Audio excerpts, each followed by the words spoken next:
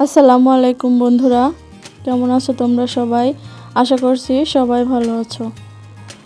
আমি শাপলা kitchen and ব্লগে তোমাদেরকে আরও একবার স্বাগত জানাই।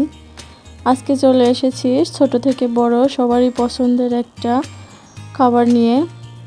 আজকে এই রেসিপিটি তোমাদের সাথে শেয়ার করব।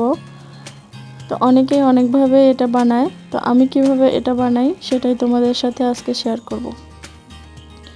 যারা ভিডিওটি দেখছো তারা শুরুতে একটা লাইক দিয়ে দেখা কন্টিনিউ করো। আমার মনে হয় ছোট থেকে বড় সবাই এটা খুবই পছন্দ করবে। আর এটা বাহির থেকে না এনে বাড়িতেই স্বাস্থ্যকর উপায়ে বানিয়ে নেওয়া যায় খুব সহজে। আমি এটা গ্যাসের চুলায় বানাবো আজকে। যাদের মাইক্রো ওভেন নাই তারাও খুব সহজে এটা গ্যাসের চুলাতেই বানিয়ে নিতে পারবেন। তো আমি সাধারণত এত বড় ভিডিও করি না, আজকের ভিডিওটা একটু বড় হয়ে যাবে, আপনারা একটু অ্যাডজাস্ট করে নেবেন। এখানে আমি 1.5 কাপ পরিমাণ ময়দা নিয়েছি, তার মধ্যে দিয়ে দিব 1.5 চা চামচ ইস্ট, স্বাদ মতো লবণ, আর দিয়ে দিব 2 চা চামচ চিনি।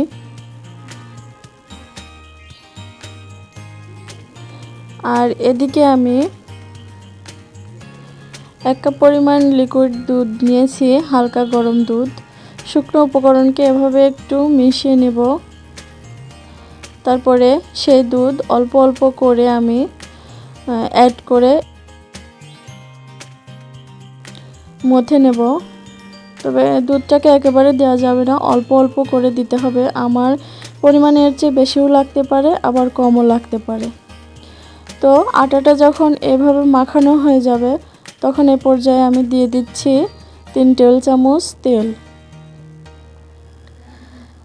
এভাবে তেলটা দিলে মাখতে আর হাতের সাথে অত লেগে যাবে না, খুব সহজে এটা মাখা হয়ে যাবে।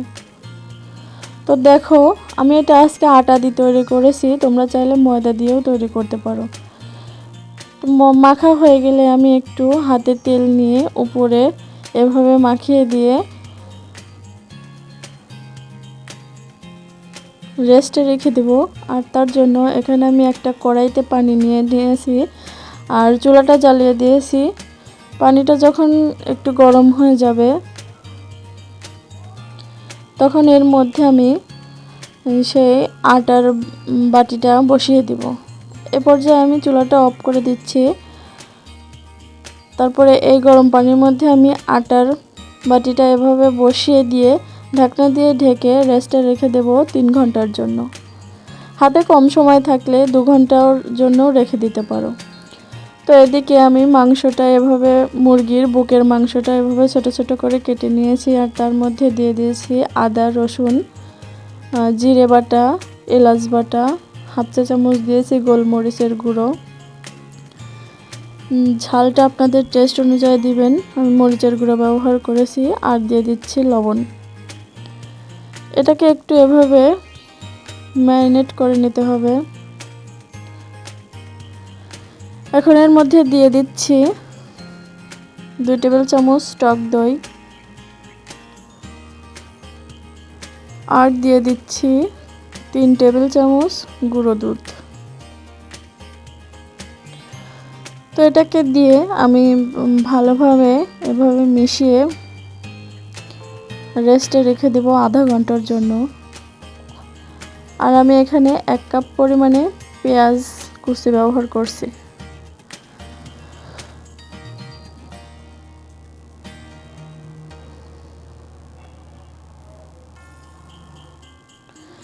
তো চলে আসলাম আধা ঘন্টা পর। কড়াইতে দিয়ে দিচ্ছি তেল। এখানে সাদা তেল ইউজ করবেন। তার মধ্যে সেই ম্যারিনেট করা মাংসগুলো এখন এখানে দিয়ে দিব। ভিডিও সম্পর্কে কোনো কমেন্ট থাকলে কমেন্ট বক্সে জানিয়ে দিবেন, আমি উত্তর দেওয়ার চেষ্টা করব। আর রেসিপিটা কেমন লাগলো তাও আমাকে কমেন্টে লিখে জানাবেন। ভিডিওটি দেখতে দেখতে যদি আপনাদের কোনো অংশ ভালো লেগে যায় তাহলে অবশ্যই একটা লাইক, কমেন্ট এবং শেয়ার করে দিবেন। আর আমার চ্যানেলে যারা নতুন তারা আমার চ্যানেলটিকে সাবস্ক্রাইব করে পাশে থাকা বেল বাটনটি অন করে দেবেন, যাতে পরবর্তীতে কোনো ভিডিও আপলোড করলে নোটিফিকেশন পৌঁছে যায় আপনাদের কাছে।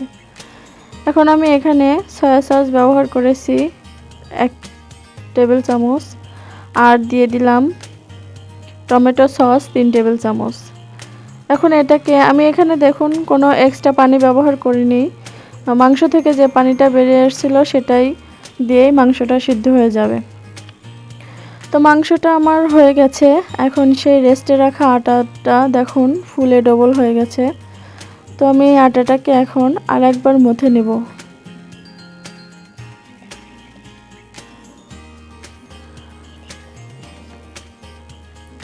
তো এভাবে মেখে আমি ঢাকনা দিয়ে ঢেকে আরও 10 মিনিটের জন্য রেখে দেব, তাহলে এটা বেলতে সহজ হবে। সাথে সাথে এটা বেললে একটু কঠিন হবে, 10 মিনিটের জন্য রেস্টে রেখে দিলে এটা সহজ হবে। তো আটাটাকে আমি 2 ভাগে ভাগ করে নিয়েছি। নেওয়ার পরে এখন আমি একটা রুটি বেলে নেব।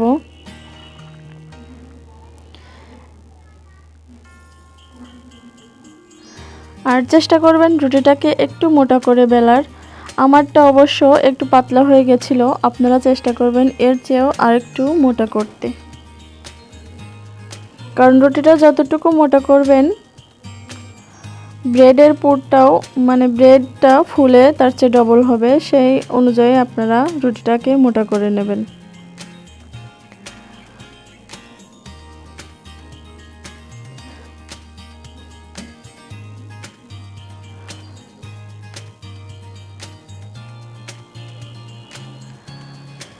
তো আমার রুটিটা বেলা হয়ে এসেছে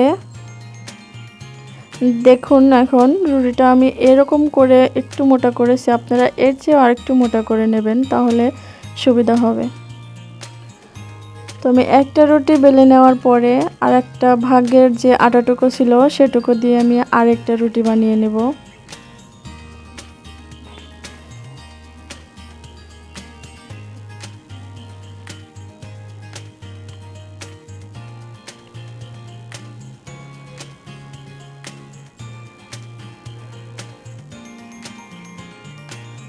আপনারাও চেষ্টা করলে এভাবে খুব সহজে গ্যাসেই বানিয়ে দিতে পারেন চিকেন ব্রেড। মাইক্রোওয়েভ বা ইলেকট্রিক ওয়েভের প্রয়োজন নেই। তো আমার রুটিটা বেলা হয়ে গেলে সেই মাংসের পুরটা আমি এখানে দিয়ে দিব। সব জায়গায় সমানভাবে মাংসের পুরটা আমি এখানে দিয়ে দিচ্ছি। তারপরে আরেকটা রুটি উপরে দিয়ে একটু খেয়াল করে দেখতে পারবেন আমি কেমন করে ভাঁজ দিয়ে এটাকে আটকে দিচ্ছি। এটাকে একটু হাত দিয়ে ভিতরে ঢুকিয়ে দিয়ে এভাবে চাপ দিয়ে একটু আটকে দিতে হবে, যাতে পরবর্তীতে এটা বেরিয়ে না আসে।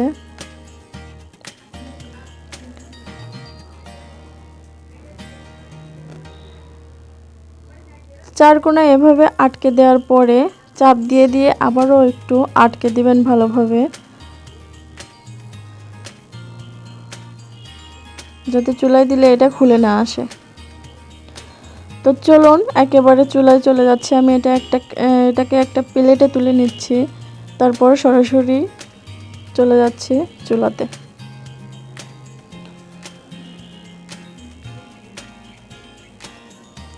চুলাতে আমি এটা ফ্রাই প্যান বসিয়ে দিয়েছি, আর চুলার তাপটা একেবারেই লো হিটে দিয়েছি। ফ্রাই প্যানে রুটিটা ওভাবে বসিয়ে দেওয়ার পরে আমি একটা প্লেট দিয়ে এভাবে একটা ভারী কিছু দিয়ে ঢাকনাতে ঢেকে দিব। আমি এখানে স্টিলের একটা প্লেট ব্যবহার করেছি, কাঁচের ঢাকনাটা দিইনি, কারণ কাঁচের ঢাকনা দিলে কালারটা এরকম সুন্দর আসে না। এটাকে একবার উল্টে দিয়েছি আমি, যখন এরকম একটা কালার চলে আসবে তখনই উল্টে দিতে হবে। আর সামনের পাটটা ছিল এরকম।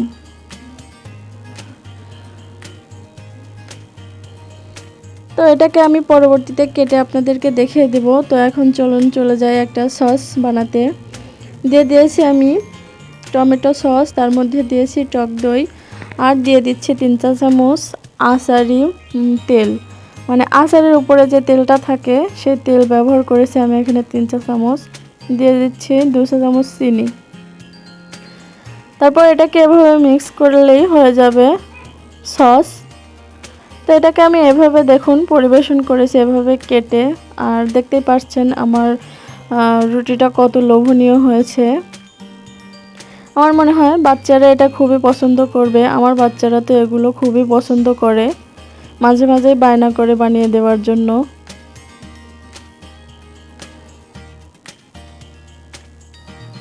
আশা করছি তোমাদের আজকের রেসিপিটা ভালো লেগেছে, আর ভালো লেগে থাকলে অবশ্যই লাইক কমেন্ট শেয়ার করে দেবে।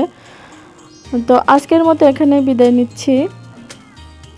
দেখা হবে অন্য কোনো দিন অন্য কোনো রেসিপি নিয়ে। ততক্ষণ সবাই ভালো থাকবেন, সুস্থ থাকবেন। সবাইকে আসসালামু আলাইকুম।